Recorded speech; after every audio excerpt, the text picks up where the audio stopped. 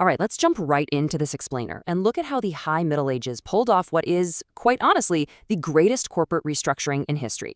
Now, when we think of the medieval era, we usually picture raw violence, muddy battlefields, and absolute chaos, right?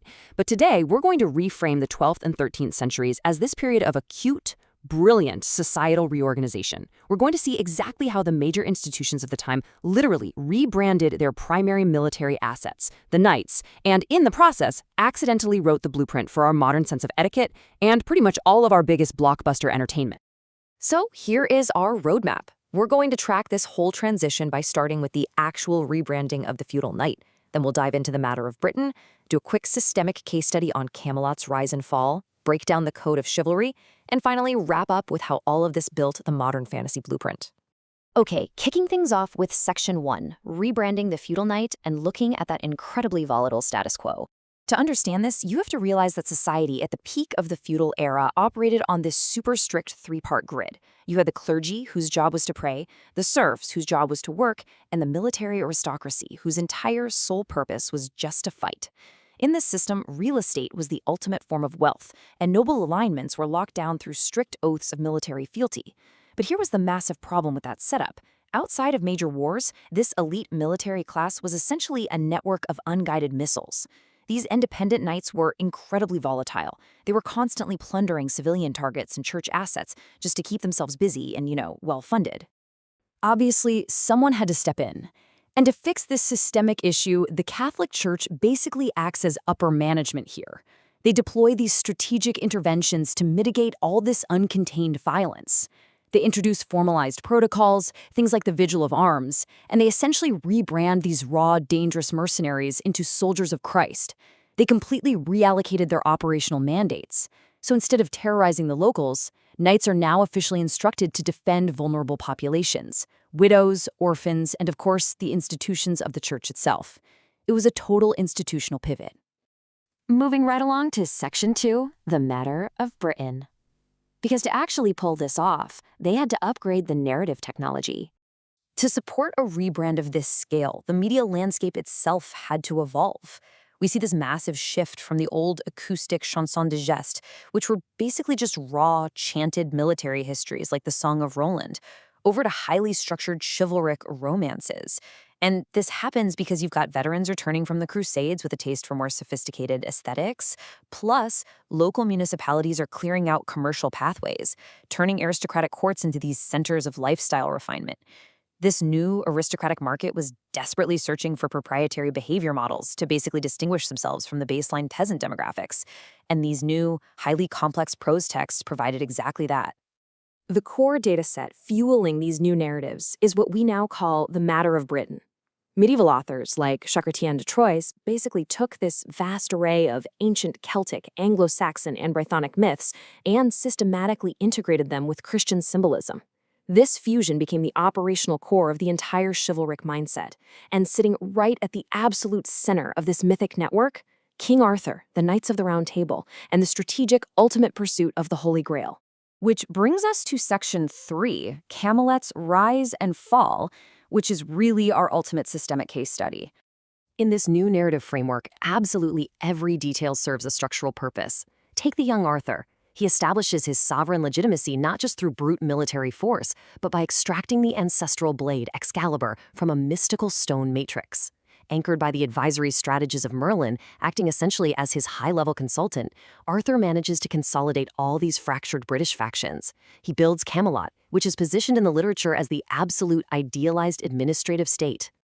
And this brilliantly highlights his internal management strategy, the Round Table. It is so much more than just a piece of furniture. It's a brilliant architectural grid engineered specifically to eliminate hierarchy among his top-tier executive champions. It represents equal standing, total alignment, and zero hierarchy. From this table, elite personnel like Lancelot, Gawain, and Percival are deployed out on these high-stakes solitary operations across volatile forest sectors. They're neutralizing predatory fauna, taking out regional warlords, and dealing with hostile sorceresses, all while pursuing the absolute crown asset, the Holy Grail. But of course, this is where the narrative turns into a really brilliant cautionary tale. Despite successfully deploying elite personnel to clear all these sectors, and despite having this perfectly engineered system of equal standing, Camelot still completely collapses. So we really have to ask, what was the destructive engine that took it down? Was it an external competitor? A foreign army? Actually, the collapse wasn't an external threat at all. It was a catastrophic internal compliance flaw. Let's break it down. Step 1. Lancelot, Arthur's primary military asset, enters into an uncontained emotional alignment with Queen Guinevere, the chief executive's wife. Step 2. This covert relationship explicitly violates that foundational feudal code of fealty we talked about, completely dismantling the spiritual alignment of the entire network. Step 3. Hostile political factions, spearheaded by Mordred, uncover this massive compliance breach. And finally, Step 4. This triggers a catastrophic civil war that fully dissolves the state infrastructure and results in Arthur's tragic death. The system literally destroyed itself from the inside out. Which leads us perfectly into Section 4, the Code of Chivalry, and how they actively tried to preserve human capital. The really crucial point here is how this literature functioned as an idealized operations mirror for the contemporary aristocracy reading it. It taught them that the optimal executive has to balance lethal battlefield efficiency with refined compliance. And the most fascinating tool they invented for this was fine amour, or courtly love. This framework engineered a radical structural shift in Western gender narratives. Under these rules, a warrior consciously positions himself as a legal vassal to his lady, known as the donna. He willingly subjects himself to severe emotional friction and extreme operational stress tests, like, fighting a dragon or conquering a castle, just to secure a localized signaling metric, like a smile, a glance, or a token from his lady. Now, you might be wondering, why on earth would they do this? Well, because in the 12th century, actual aristocratic marriages were purely corporate land asset mergers. They were cold, transactional, strategic contracts. Because of this, courtly love was specifically designed to be inherently idealized, completely non-transactional, and yes, very often adulterous in the stories.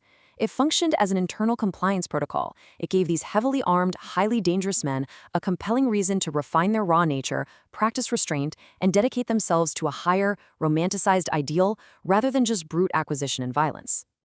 And finally, we arrive at Section 5, the modern fantasy blueprint, and the lasting legacy of all this. Because this stuff is literally everywhere in our pop culture today. If you look at modern high fantasy entertainment, they utilize these exact same structural mechanics. Think about it for a second. The systematic tracking of magical relics? That's the Holy Grail. Ancestral named weapons? That's Excalibur. High-level advisory wizards pulling the strings? Merlin. Elite military orders bound to a secret corporate cause? That is the Round Table. Virtually the entire global market for high fantasy literature, world-building, and tabletop RPGs draws its raw data directly from the Matter of Britain. From Tolkien's The Lord of the Rings to Lewis's Chronicles of Narnia, all the way to mega franchises like Game of Thrones. They are all quite literally running on a medieval operating system. But it goes way deeper than just fantasy entertainment. The entire Western architecture of modern etiquette, our social codes, the very concept of interpersonal gentility, and the defensive protection of vulnerable populations, it is all a direct derivation of these literary models engineered back in the 12th century. The church and the courts needed a way to manage their heavily armed workforce, and the creative solution they came up with eventually became the very foundation of modern polite society. Which leaves us with this final, somewhat provocative thought to ponder. If our modern manners, our sense of honor, and our multi-billion-dollar blockbuster fantasies are actually just the successful results of a 12th century corporate rebranding campaign for rogue mercenaries, what narratives are we consuming right now? What current literary and entertainment trends are quietly, secretly rewriting the operational directives and etiquette of our own future? It certainly makes you look at everything we read and watch just a little bit differently, doesn't it?